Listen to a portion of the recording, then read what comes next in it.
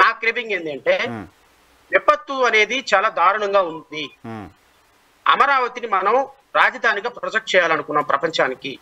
అమరావతి రాజధాని కావాలి అని మేమందరం ఫైట్ చేసిన వాళ్ళం. ఈ రోజు ఈ విపత్తు కారణంగా అమరావతి రాజధాని అవసరం లేదు అనుకున్న వాళ్ళ వాయిస్ కి ఎక్కువ ప్రయారిటీ వెళ్ళే పరిస్థితి కనపడుతుంది.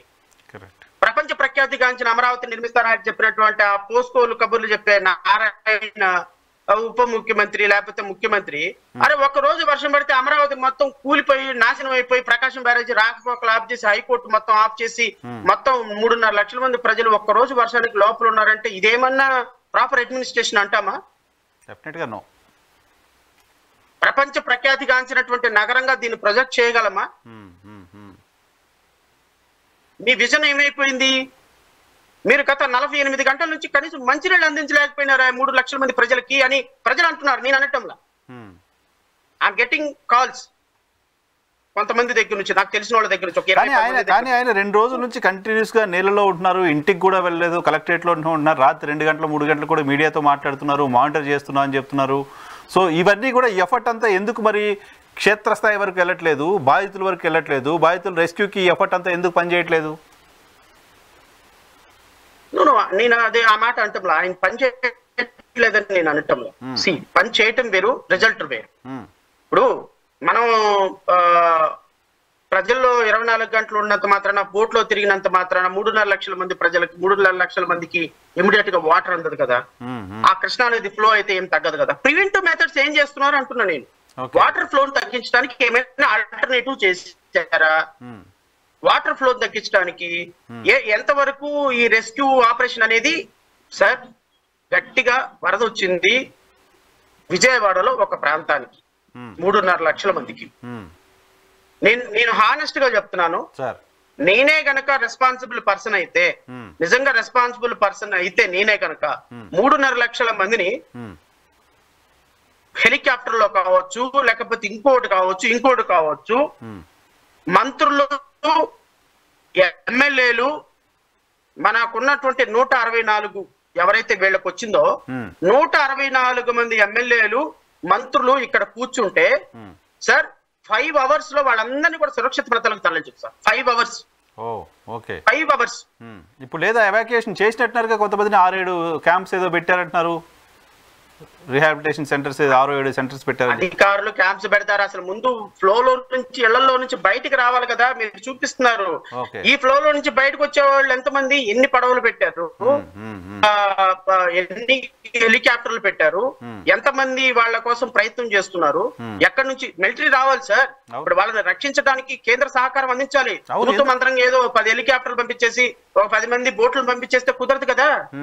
మీరు కేంద్ర ప్రభుత్వం మీ మీద ఆధారపడి ఉంది. విపత్తుకి ఒక సపరేట్ మెకానిజం ఉంటుంది కేంద్ర ప్రభుత్వంలో. కేంద్ర ప్రభుత్వంలో మీరు ఫోన్ కొడితే ఏమండి ఒక 100-200 హెలికాప్టర్లు పంపిస్తే ఏమవుద్దండి, టక్క టక్క టక్క టక్క మన తరలించేస్తే ఏమవుతుంది? ఇమ్మీడియట్ గా ఇప్పుడు అసలు వాళ్ళ దగ్గరికి రీచ్ అవడానికి వీళ్ళకి వే కనిపించటం. నీడ్ ఆఫ్ ద అవర్ అదే కదా, వాళ్ళని అక్కడి నుంచి తీసుకురావడమే కదా నీడ్ ఆఫ్ ద అవర్. ఇంకొక అపీల్ చేశారు, కింద ఫ్లోర్ లో వాటర్ వచ్చిన వాళ్ళ నీడ్ ఆఫ్ ది అవర్ అది. సార్, ఇది నా ఒపీనియన్ కాదు. మీరు ఈ విపత్తుని హ్యాండిల్ చేయటంలో ప్రభుత్వం ఎలా వ్యవహరిస్తుంది అని ఒక్కసారి మీరు గ్రౌండ్ లెవెల్ మీ రిపోర్టర్ పంపించండి. Every citizen, every victim he's filthy language లో అబ్యూజ్ చేస్తున్నారు ప్రభుత్వాన్ని. ఏంటి ఈ రోజు వరకు కనీసం మాకు 3 రోజులు అవుతుంది, 2 రోజులు అవుతుంది, వాటర్ ప్యాకెట్లు రాలేదు, భోజనాలు రాలేదని పచ్చిబూతులు తిడుతున్నారు ప్రభుత్వాన్ని. నేను నా మాట కాదు, మీరు ఒపీనియన్ తీసుకోండి. అరే ఒక ఉప ముఖ్యమంత్రికి, ఒక మంత్రులకే ఒక బాధ్యత లేకుండా వెళ్ళిపోయి సెలబ్రేషన్స్ లో కూర్చొని ఉంటే ఇంకా రాష్ట్ర ప్రజలను కాపాడేది దేవుడు అనేది ఆ దేవుడిగా తెలియాలి. నరసింహరావు, ఓవరాల్ గా నేను చెప్పేది ఏంటంటే ఇప్పటికైనా కళ్ళు తెరవండి ముఖ్యమంత్రి గారు ఇప్పటికైనా కళ్ళు తెరవండి. మీరు కరకట్ట మీద నిర్మించుకున్న అక్రమ కట్టడాల వల్ల మంత్రి సత్యనారాయణ రావు దగ్గర నుంచి మొదలు పెడితే ఈ చివరి కట్టడాలు 60-70 కట్టడాల వల్ల కృష్ణా నదికి ప్రమాదం, ప్రకాశం బ్యారేజ్కి ప్రమాదం. మీరు బఫర్ జోన్ లో కట్టుకొని వాటర్ ఫ్లో ని ప్రివెంట్ చేసుకుంటున్నారు. మీ కట్టడాల వల్ల వాటర్ ఫ్లో ప్రివెంట్ అవటం వల్ల బఫర్ జోన్ లో నుంచి కృష్ణా నదికి జరుగుతుంది. కరెక్ట్. ఇప్పుడు చంద్రబాబు నాయుడు గారి హౌస్ ఇప్పుడు మీరు మంత్రి సత్యనారాయణకి సంబంధించినటువంటి ప్రతి విజువల్ మీడియాకి వచ్చింది కదా. అవును సార్. నిన్న వాళ్ళని తరలించడం, చంద్రబాబు నాయుడు గెస్ట్ హౌస్ ఒక్క మీడియా వచ్చిందేమో చూడండి, ఒక ఫోటో బయటకి ఎందుకు రాలేదు చెప్పండి. అలో చేయట్లేదు అక్కడికి. వై?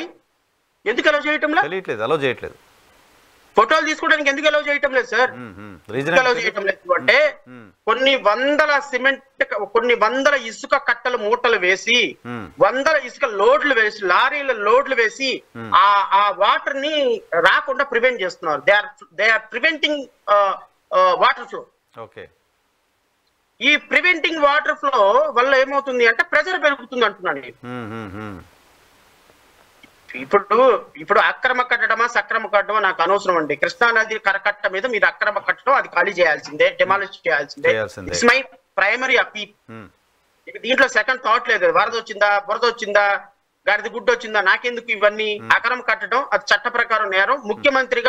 ఒక ముఖ్యమంత్రిగా మిగతా వాళ్ళందరికీ రోల్ మోడల్ గా ఉండాల్సిన మీరే అక్రమ కట్టడంలో ఉంటే రేపొద్దున ప్రతి ఓడు ముఖ్యమంత్రి అక్రమ కట్టడంలో ఉంటున్నాడు, ముఖ్యమంత్రి కొడుకే అక్రమ కట్టడంలో ఉంటున్నాడు, నన్ను ఎవరు పీకేదని మంత్రి సత్యనారాయణ రాజు అనుకుంటున్నాడు, మిగతా వాళ్ళు అనుకుంటున్నారు అంటా నేను. అవును.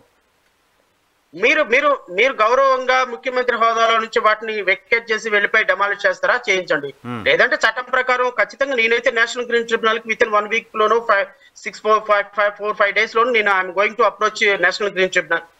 ఇవి డెమాలిష్ చేయండి. ఇప్పుడు నేను ఇంతకు ముందు ఒక 1 వీక్ బ్యాక్ చెప్పాను మీకు నేను, సార్ ఇది జరిగితే రేపొద్దున ఎలా ప్రమాదం జరగబోతుంది అని. దట్ ఇస్ వాట్ ఎగ్జాక్ట్లీ జరిగింది. అదే 1 వీక్ ముందు మనం ఏం మాట్లాడుకున్నాం అది కళ్ళ కట్టినట్టు కనపడుతోంది. మీరు అన్నట్టుగా ఇంకొక రోజు కనుక వర్షం పడి ఉంటే ప్రమాదాన్ని మనం ఊహించలేం. ఇప్పటికి మంత్రి సత్యనారాయణ రాజు ప్రకృతి ఆశ్రమం 2 ఫ్లోర్లు మునిగిపోయింది. స్టిల్ ఇంకా 2 ఫ్లోర్లు మునిగిపోయింది. 2 ఫ్లోర్లు మునిగిపోయింది. ఇంకొక రోజు వర్షం పడితే 5 ఫ్లోర్స్ మునిగిపోయాయి. Oh my god. Okay. 5 floors మునిగిపోయాయి. 5 ఫ్లోర్స్ మునిగిపోతే పరిస్థితి ఏంటి చూడండి. సో సాధారణమైన ప్రజలే వర్షాలు ఫ్లడ్ల కారణంగా ఇంట్లో 2-3 రోజులు ఉండి ఇబ్బందులు పడుతున్నారు. మంతెన ఆశ్రమంలో ఉన్న వాళ్ళంతా పేషెంట్లు ఇంకా వాళ్ళు. సో వాళ్ళని అసలు ఎక్కడ తరలిస్తారు, వాళ్ళకి ఎక్కడ వైద్యం ఇస్తారు, ఏం చేస్తారు? ఇది కదా సమస్య.